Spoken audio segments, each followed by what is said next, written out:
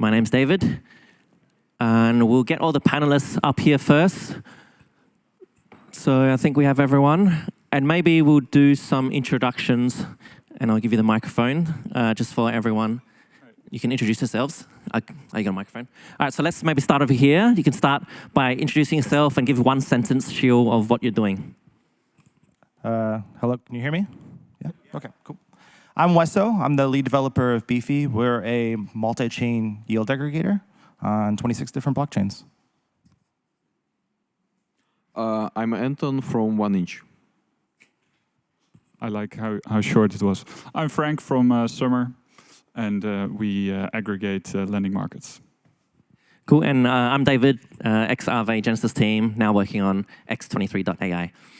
So anyway, we want to keep this panel interesting for you guys. So I'll try to start with some interesting questions. I'm reading my notes on the phone, by the way. So the first one is around forks. So as we know in this space, there's a lot of forks. I think, or forks or copycats and things like that. So I think 1inch sort of originated, sort of related to Uniswap. Beefy is related to Yearn in a way, let's say idea-wise at least. Can you comment on innovation versus copying in the space? Let's start with 1inch. Okay, cool. That's an interesting question, actually. I don't see this in any other space. I see this in DeFi and blockchain and crypto, that's probably the only way for protocol to exist. Protocol source code should be open source. It does not mean it should be open for copying, but it's usually like that. For example, we at 1inch, we usually develop protocols with MIT license. Some teams select BLS license or Apache license. They are pretty, every of these license allows anyone to use this code as they wish. But some teams, they try to protect their code, at least temporary, from being copycated. For example, Uniswap is doing this. They're protecting their code with business license for a few years, and after a few years, it became open license again. So actually, I like that this is happening, that all these innovations, all these protocols are open source, because it's also a great source of inspiration. I had just presentation about algorithms from those protocols, how I would create this presentation and analyze this thing if those source codes would be just closed and proprietary. Like I can't analyze most of the fintech solutions, especially because of this. They're proprietary, and this means that their code base is pretty huge. And yeah, all this DeFi makes us to develop smart contracts which are short, easy to read, and safe, and probably also gas efficient. So yeah, that's the best thing. But for sure, if we have this, that source code is available, someone always find it useful to use it. And sometimes it's kind of borrowing code with adding new things. Sometimes it's just relaunching same code with just numbers, change it, wallets, change it, or something like that. I mean, it's inevitable, but it's possible to copy code of your project, but it's not possible to copy your auditory, your users. And yeah, the protection here comes from actual traction. Yep, got it. Beefy? So the idea of forking something has been around forever. So like you think about the iPod, wasn't actually the first iteration of a musical player, portable musical player, right? But what Apple did was they took the idea and they made it better and more useful and easier to use. And so they improved upon the original idea. And I think that we're sort of seeing that happen with forks. And obviously, sometimes you have like one-for-one people just trying to, take advantage of the situation, and it's very easy. They can copy the code, launch something very simple, and then not really putting much effort into it. But for like Beefy, we found it, hey, originally the idea of yield aggregation to be quite enticing, especially when the DeFi boom happened in 2020 and people were making like 1,000% yield and stuff like that, which we're sort of seeing a little bit now come to fruition again. But it didn't really exist. Yearn existed on ETH, but that idea didn't really exist on a lot of the side chains. And that was kind of the boom of all of these new blockchains. BSC was coming, Avalanche, Polygon. And so we were able to kind of fulfill that need on these other blockchains and then improve the actual user experience. And so we started to continually iterate and make it our own, even if it originally came as a forked product. So I think that it's also really important. In the space, we were just talking about open source code. Like, we believe in that, and it gives you a start as a developer, not only from like, hey, you don't have to come up with the whole idea yourself. You can just iterate and improve on the idea. Also, if something's been audited, it can help a little bit on the security side because you're not having to like completely have a new novel code base. You can kind of rely on the previous using of the code base, the previous audits, the security. So I think it's important for the space. Beefy's been forked 400 times over the last 4 years. And we still are, I'd say, like the brand leader in the multi-chain aggregation space. So it really does fall down to your brand, your users, how well you can compete in the market at the end of the day, even if your code is open source and it gets forked. Yep, and I guess one of the messages here is that even if you fork code, you should still get it audited, whether you make changes. And shout outs to, I think, one of the sponsors, Sherlock. They're around here as well. They're good auditors. But also, we talked about standing on the shoulders of giants here. So I guess we pay homage to the original code authors. We do stand with Uniswap. Woo. And I guess to put you guys, just focus on 1inch and Beefy for now. What are some open source innovations that you've also brought forward in the industry, if you can name just one? I can name few. For example, we at 1inch, we usually contribute to popular Solidity libraries. I'm mostly talking about protocol level because I'm mostly involved in this development, but I'm pretty sure guys who work on backend, frontend, they also have pretty similar thing, but it's different. I mean, this industry is different from any other industry by its protocol level, smart contracts. And yeah, we contribute a lot to Open Zeppelin libraries. We propose changes, we propose features, we create new ERCs, how developers catch up on ideas to kind of standardize them and make it work similar across industry, because else they will be built differently and it will be much harder for yield aggregators to work or any other aggregators to work. So following these standards is a good idea. And yeah, we also contribute even like to Solidity compiler. So at least trying to do this. Can I ask a follow-up question to this? Are you considering open sourcing the Pathfinder algorithm that you guys are using? Probably at some point. We are checking this time to time, but it depends. We try to predict who exactly will benefit from this. And for now, we saw that 1inch users would not actually benefit from this. So competitors would benefit much more. But yeah, I mean, off-chain part of any project was always not that open source by default, especially because it does not involve any security risks and other things. It's like initially the very first versions of 1inch, probably for the first year, it was fully working on front end. So that's insane, but yeah, we did all the algorithm, all the Pathfinder on front end. But what happened then? We had so many integrations. Right now we have more than 100 protocols on mainnet, and this means more than 50,000 smart contracts. So you just can't handle this amount in front end. People are opening this front end from their mobile phones. Yeah. That's impossible. Yeah, that's a good point.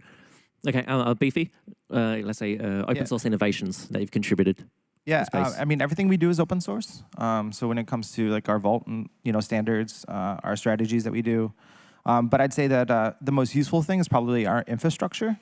So we even have like a Zap contract where it can kind of like create liquidity and deposit into Beefy all in using 1inch actually. But people have used that and come to us and ask how we're using it and how to integrate in the front end. Also, like when we relaunched our token, we utilized the XRC20 standard. So instead of having 5 different versions of USDC on a chain, they're trying to get where it's just one version of the token. And so working with Connext on like developing out that so that a lot of these protocols who are deciding to launch on the different changes can use different bridge infrastructures without having to have different tokens. So yeah, that's just a few things we're sort of working on. Okay, cool. So that's good to hear, because I think, yeah, if you're forking or building off other open source projects, you should contribute back to the open source world. So that's good for you guys. Moving over to Summer.fi for a bit here. You guys originated out of MakerDAO, correct? Used to be called Oasis. So you used to help users create CDPs essentially for MakerDAO. But now you're an aggregator of, let's say, I would explain it as yield-bearing assets or something like that. Yeah, lending markets. Lending markets. How do you ensure there's no potential conflicts of interest since your origins are from MakerDAO? Yeah, can you comment on that? First of all, we don't get any funding from MakerDAO or have never gotten funding outside of just like that the team originated from it. So we originally got our salaries from the Maker Foundation. We started with Oasis.app, as you said, but like these days we are like a team of 30 plus people, and out of those 30 there's about 10 people who were formerly with the Maker Foundation, but the rest are just all new people. And like we love all of the new protocols that are coming up in the lending space. So like for example, like MorphoBlue, Spark, and Ashna are like the new kids on the block, so to say.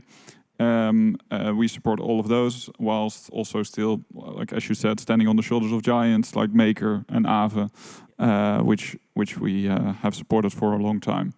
And yeah, we try not to be too opinionated about it, but basically show the best options for the users based on their criteria. Okay, got it. Here's a tricky question for you. If you guys are deep in the DeFi space, you know there's a war happening between MakerDAO and Aave. So how does Summer.fi decide to either deposit in Aave or deposit in Spark, which is a fork of Aave? Yeah, so that's a good question. So there's I wouldn't say there's a war. There's like I consider it just love, basically. Maybe from the love and war, from the Aave side, it might be seen as a war. I'm not sure. Yeah. No, so like we let the users decide and let the markets decide. So if the markets determine that the rates are better on Aave, then they will show up as like if you sort by borrow rate, and therefore like attract more liquidity. So right now it's still very much the user's choice ultimately of which markets are they interested in. Yeah, very soon we'll also make it super seamless to go from one to the other. So, like in our opinion, that only enhances the competition between these underlying protocols that the users make use of. Okay, got it. And I think maybe going to the next topic around, I think a lot of us came into DeFi or crypto to get rid of the middlemen. And because we were sort of upset or didn't like the current system. But this panel are all aggregators, right? So you guys are becoming the middlemen or the gatekeepers now, right? So how do you balance that between like becoming a gatekeeper or centralizing power? Yeah, if you can talk on that. Maybe we start with Beefy and go this way. I think it's because it's hard. Like using DeFi for a normal person is not easy, and so what we do is we make it much easier. Also, like if anybody's not using a DeFi aggregator, I have no idea why you're swapping through one protocol, because you're just getting a worse rate, or you're leading yourself into issues where you're going to have bad price impact, or you're going to have slippage issues. So you should be using like a DeFi aggregator on all blockchains. And that's the same thing I think with yield. Like yield just makes it overall easier to handle. Like right now, it's in order to be a normal liquidity provider and let's say earn a farm reward, you have to do like 7 transactions in order to even just get started. And then if you wanted to continually compound every day, you have to go in and do that. And so we just make it more easier to use for the retail users, easier to use even for institutional users. And so I think that's really where we kind of play the space. We're doing things that are a little bit more complex and taking away a lot of the steps that somebody would have to do in order to do the same thing. They don't have to use us. They can do it themselves. But I think we play a role to make it easier to, I think, a better value prop, all that. Yep, got it. Yeah, I agree. Actually, it makes no sense to use most of the protocols which have like number of options. Like, I mean, there are hundreds of DEXs, tens of money markets now, and yeah, there is a huge room here for aggregators, and they appeared and took the niche and got a lot of users' attention and traction. But probably they will be also included by default into wallets. It's easier for wallet to provide this functionality as swap functionality and use those aggregators under the hood and use lending or something like this. For lending, it's a bit different because risks are different. For DEX aggregators, it's not like that because any DEX could be integrated in even DEXs with bugs which are vulnerable. It makes like 0 sense in terms of security for users. Aggregator is kind of protecting them from all those smart contracts. It's one more layer here. But when you put your money in different protocols and use aggregator, you have different risks in different protocols, especially if some of them are like freshly deployed like yesterday. They have different risks. And the thing why they have different rates is that they also take those risks into account. So usually I see this situation is that they are or soon will be risk yield balanced. So it's kind of proportional to yield and negatively proportional to risks. And yeah, as you asked, here is a room for being a gatekeeper. But yeah, this is something which can be also solved by the technology, as usually. Is what I like in technology, that it solves issues which appeared because of the technology. So yeah, 1inch launched more than 1 year ago this fusion mode, which actually is kind of intent-like. It's highly popular nowadays. Describe any signature-based protocol as intent. So it's intent. You just provide signature what you want to swap, and then Dutch auction starts. And it's Dutch auction which is improving exchange rate for counterparties, for resolvers, and it's making exchange rate worse for you every second. But there are multiple resolvers and they compete with each other, and whenever rate is acceptable for them, they fill or partially fill your order, and it's like competition driven and Dutch auction based. And that's how we kind of exclude ourselves from this thing as being a gatekeeper, because we allow parties who being called resolvers to help users to fill their orders, and they do it in more professional way. Why all this thing appeared, that we saw that there are a lot of things with MEV attacks in blockchain, and every user, there's no way every user will protect themselves. So most of the users are not trying to protect. Even if you will warn them and try to force them, this wouldn't work. They will find a way to avoid this. And whenever you use this thing where professional resolvers who compete with each other, they do the trades, actual trades, this helps users to protect them. Are you like centralizing the liquidity providers then? Because you're making it a little bit harder for normal people to be a liquidity provider in that instance then. Not really. I would say if we would collect quotes from these resolvers and decide who is better, this would be centralization here.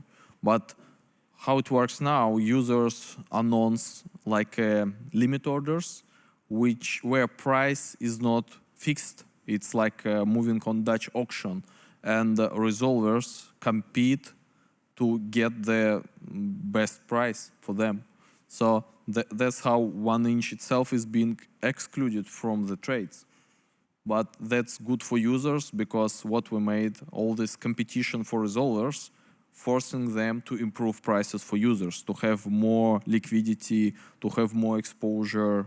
Yeah.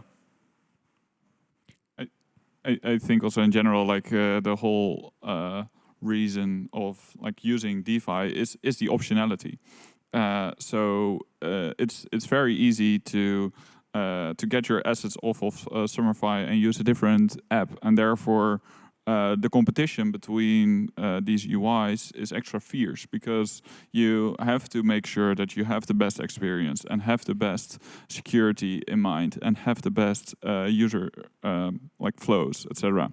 So have the best rates, and you have to do all of that because like if you go to a bank, like I'm here from the Netherlands, if you go to the ING bank, the biggest bank in the Netherlands, and you have let's say 100,000 in your savings account, and you're trying to move that to a different bank, you cannot just do that in one transaction, or two or three. Like there's a blockade on transactions upwards of 10,000.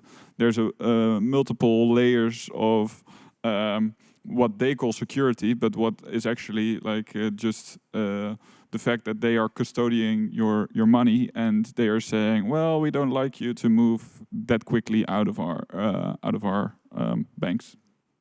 Okay, that makes sense. I guess that's one of the advantages of DeFi is there's centralizing power, but we can always move our assets, hopefully frictionlessly, or choose other products. Okay, let's talk about ponzinomics. We talk about yield and risk and things like that. Like a question that comes up commonly is like, where is the yield coming from? Like, is it all Ponzi's all the way down?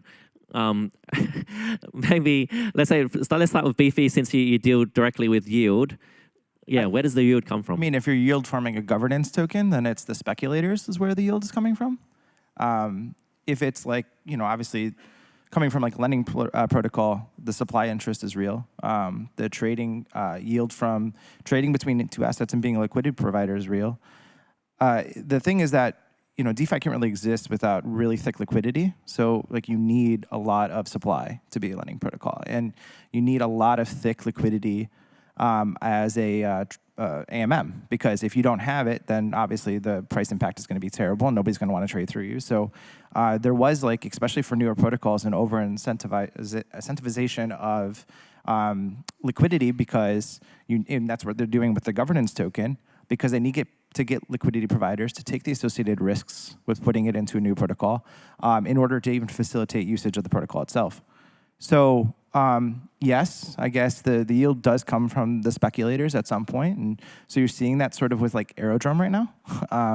It's been absolutely on fire and been up and only, and so the yields on providing liquidity on Aerodrome have been significantly higher than a lot of other places. Whereas I think like on Ethereum, putting liquidity on Uniswap and being a liquidity provider, your risk-adjusted yield is a lot less because Uniswap's trusted, it's been audited, it's battle-hardened, and so you're seeing a lot of very large liquidity providers very competitively competing for those trading yields. But the trading yields there are real, and they're real volume that's sort of going through, and whether it's arbitrage or real trading volume. But yeah, so I think it's a mix. Depends on where the yields actually, source is. Yep, got it. Just being wary of time. Maybe a quick comment. Yeah, I can comment a bit. As far as I can see, some of the yield is coming from trades, like transaction fees, like swap fees, some fees in some protocols. They could be different. are coming somewhere, and those who provide liquidity or do some other useful job for the protocol, they will receive this as a yield. They will have some exposure in assets or in work they do, and they will earn. The other source of yield is when someone is borrowing. There are a lot of borrowers, as I described on my previous presentation. They borrow for some reason. Sometimes people borrow dollars for Ether because they don't want to sell Ether today. They want to sell it on all-time high or something like that. So whenever Ether will be back on all-time high, they will return their debt, repay debt, and they will still have their Ether to sell or something like that. But sometimes people make leverage with the money markets. For example, they put Ether, borrow USDC, then they buy more Ether, put it, and then borrow more, and then they have leverage. They turn their $1,000 into $4,000 of Ether value and $3,000 of USD debt. So it's still like 4 minus 1 is 1K, but you have 4x exposure on Ethereum to dollar. It grows faster, but it also drops faster. So, and those who borrowed, they are happy to pay tens of percentages annually. And those who provide them liquidity, they get this yield. And one more source of the yield is incentivations, like basically farming thing, which was initially proposed by Synthetics.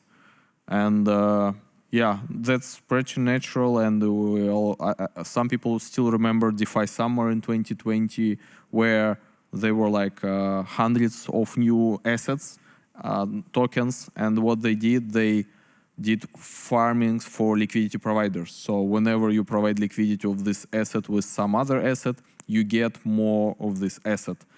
Yeah, as you said, it's probably ponzinomics. Yeah, it's like this. Good ponzinomics. Yeah, actually it's like this. It's like a bonding curve, and yeah, it's economical activity which works like this. And if project do not have any other like real application, yeah, it's probably clear Ponzi. All right. Quick question before we open up the floor to questions. You want a quick point you want to make? Yeah, just that I've not yet seen a Luna of this cycle. So there's not really yet a real Ponzi scheme. Athena? No jokes. So that means we're not at the top then. That's a whole nother panel. But no, that's fair. Let's open up the floor to questions. Can we switch over to the Slido? Apparently there's questions. Questions? No? There we go. I can respond to the Athena one if you like. Maybe you want to give it. I'll let you have the last word. You can respond on Athena. Yeah. On Athena, so real brief. I think Athena is a real source of yield because it's basically using the funding rate of futures on centralized exchanges. The question is just whether whether it is as risk-free as some deem it to be. Because indeed, like there are many things that can go wrong with Athena, and it's not all written in smart contracts. There are entities that you need to trust. Okay, fair one. I won't dive too deep into that. Let's say the top question: 1inch isn't open source. Ooh, developers can't generate swap call data without your API. Anton, what do you say? I need to respond to this. Yeah. Okay. Yeah, 1inch is more than one protocol first. So this is about one of the protocols, the very first aggregator one. And this is only true for one of the aggregator protocol method. It's for method swap. But there are like tens other methods to swap on specific pools, on specific sequence of pools and other things. The only super arbitrary swap path is not possible to compose as a call data. That's true. Yeah, probably we'll solve this, but I'm not sure if anyone was asking for this. Yeah. But some of your code is open source. Yeah, I mean, every other protocol is open source. We have limit order protocol, we have farmings, we have Solidity utility library with a lot of useful code. Yeah, all other things are open source. Yeah, that's true. Okay. Good point. All right, the next question. what's the more secure way to generate a random private key using a wallet or repeatedly flipping a coin? Wait, what? So what's the best way to generate a private key? Should we risk it on our systems or flip a coin? Or what? That should be crypto safe random. True. So what's some opinions on randomness here? I think that's the core of the question. What's the best way to generate randomness? I can give like an extra comment here. Yes, some projects did not succeed with good random. And this was a huge issue for users whenever they created some wallets. I remember one of the pretty popular extensions in the past, like 1 year ago, they discovered a bug that they only generate for user one of 4 billion private keys. And that was a huge issue. I think most of them were hacked at the end because 4 billion of wallets could be enumerated on your laptop in like few seconds, few minutes. So it's not a huge deal. So yeah, generating wallets should be done by a proper code and using a proper source of random. It should be non-deterministic crypto safe random. True. And yeah, don't roll your own crypto, I think. So the next question, what value have you delivered back to your user base through your token for everyone that has a token? I think that's only Summer.fi. No, you don't have a token, do you? We don't have a token, but Not yet. we still have a ton of users. So apparently those users love our product. Do you have some alpha to drop around potential airdrop farming for Summer.fi? There's nothing I can comment on this question. You heard it here first, guys. All right. Beefy, how about you? What value? Do you guys have a token? We have a token, yeah. Yeah, what value have you guys delivered back to your user base? I mean, a portion of the token? fees is delivered back to the token stakers. Fees, yep. Yeah. That's good. And 1inch, I think you have a governance token. 1inch built a system. This fusion thing is where, as I said, resolvers, they can execute professionally trades and compete with each other. The way why they can participate in this thing, that they should have enough delegations. This means that people can stake and delegate their assets to those resolvers. And resolvers, they compete on the market for user orders, and they also compete on these delegations. So the clear way for them to compete for delegations is to share their revenue. They have farm to incentivize everyone who delegated them proportionally to their delegation. So people stake for some period of time, they get this voting power, which is kind of exponential to the lock period. And whenever it's been delegated, you will get rewards from this resolver. And you can redelegate to other resolvers. So what people usually do, they equilibrate and rebalance those yields from different resolvers. So resolvers compete with their sharing revenue with users to being able to proceed resolving of orders. So that's a system which puts resolvers and makes them share their revenue to compete in two different areas, competing for order flow and competing for delegations. All right, got it. I think we have to do one last question, and it's for Summer.fi. How can someone get started with Summer.fi, and why should they? So you can just go to Summer.fi. It's as easy as that. Why should you? Well, it's if you want to go to the best place to borrow and earn in DeFi. That's why you should go there. So you can go long a long list of assets. Go short a long list of assets, all in DeFi, both on mainnet, Arbitrum Base, and Optimism. And lastly, on like with this new permissionless protocol called Ashna, which is basically the Uniswap of lending, you can go long any token. So if you have a Anton token that you want to long, you can just create a pool of Anton ETH and go long Anton ETH. Nice. Also, Summer.fi doesn't have a token yet. FYI. Long Anton token to what asset? To ETH. Oh, All right. that sounds bullish. I think we're running out of time. Just before I wrap up, one more question I'll pose, because we have a few hackers here, because it's a hackathon. One sentence advice to hackers. Let's start with Summer.fi. Just try. Just try. I can advise that serious... A quick one, Anton. A quick one, short one. Short one. Serial building works.